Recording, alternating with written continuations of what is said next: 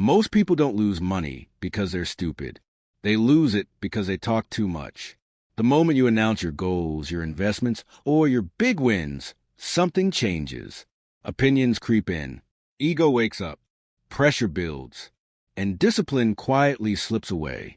Wealth doesn't collapse all at once. It erodes under tension. Some of the most powerful financial advantages aren't strategies at all. They're silences. Today, I want to share 5 financial secrets that work better when nobody knows you're practicing them. Because money grows best when it isn't performing for applause. Most people think wealth is built by announcing big wins. It isn't. In fact, some of the most important financial moves you'll ever make are the ones you keep to yourself. Money doesn't like noise. It prefers discipline. It prefers privacy. And it grows best when it isn't constantly exposed to opinions, pressure, or applause. Today, I want to share 5 financial secrets that work better in silence. Not because they're mysterious, but because talking about them can weaken them. Number 1, your long-term plan. If you have a clear financial plan, guard it carefully. The world is full of advice. Most of it is enthusiastic and uninformed. When you share your goals widely, you invite doubt, comparison, and unnecessary pressure. If you tell people you're investing for the next 20 years, someone will say the market is about to crash. If you say you're buying a simple index fund, someone will mention a hot opportunity. If you say you're avoiding crypto or trends, someone will question your intelligence. The wealthy don't debate their strategies at dinner tables. They execute quietly. A good plan doesn't need validation. It needs time. Number 2, your big wins. When you make a successful investment, resist the urge to celebrate publicly. Talking about profits creates 2 problems. First, it feeds ego. Ego is expensive. Second, it creates expectations from yourself and others. You start feeling pressure to repeat the performance. You may take greater risks to maintain an image. The market doesn't reward pride. It punishes it. Some of my best investments were followed by years of silence. Not because I wasn't pleased, but because performance compounds better without applause. Number 3, your cash position. Cash looks boring. It doesn't trend. It doesn't impress friends. But cash is opportunity.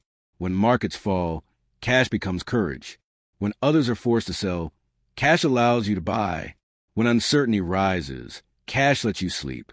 If people know you're holding cash, they'll call you cautious, maybe even foolish during bull markets. That's fine. You don't hold cash to look smart today. You hold it to be strong tomorrow. The wealthy understand that liquidity is quiet power. Number 4, your frugality. Living below your means is one of the most powerful financial decisions you can make, and it works best when it isn't explained. If people see you living modestly despite financial success, some will question it. Others will pressure you to upgrade. There's an expectation that wealth must be displayed. But real wealth is freedom, not performance.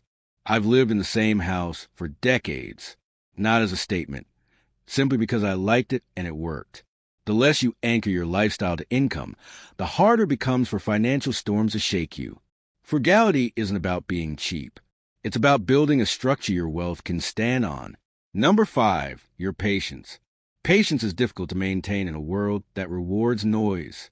If you tell people you're holding the same investments for years, maybe decades, they'll call it boring. They'll ask what's next. But what's next isn't always the point. Compounding requires uninterrupted time. The moment you constantly explain your timeline, you create internal pressure to shorten it. The wealthy let time work quietly. They don't announce timelines. They allow the process to mature without interference. Now, let me tell you something important. Silence isn't secrecy. It's protection. When you keep certain financial decisions private, you reduce emotional influence. You avoid comparison. You shield yourself from advice driven by excitement instead of logic. Wealth is fragile when it's constantly evaluated by others. It's resilient when it's governed by principle. Another danger talking too much about money is subtle, but serious. When identity attaches itself to performance, judgment weakens. If your friends see you as the investing genius, you may take risks to maintain that reputation.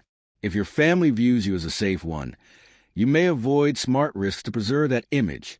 The wealthy don't manage reputations. They manage risk.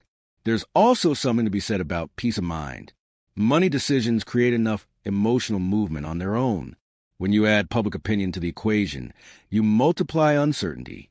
Silence keeps the process clean. In my experience, the investors who speak the least often last the longest. They read, they think, they act, they wait, and they don't constantly explain themselves. Let me leave you with this thought. The stock market is a device for transferring money from the impatient to the patient. But patience becomes much harder when you're performing for an audience. So make your plan. Build your discipline. Lie below your means. Protect your cash. Let time compound your decisions. And don't feel obligated to narrate the journey. Wealth isn't built in public. It's protected in private. If you found value in this way of thinking, take time to reflect on it. The goal isn't speed. It's durability. Stay rational. Stay patient. And remember, the less noise around your money, the better it tends to grow.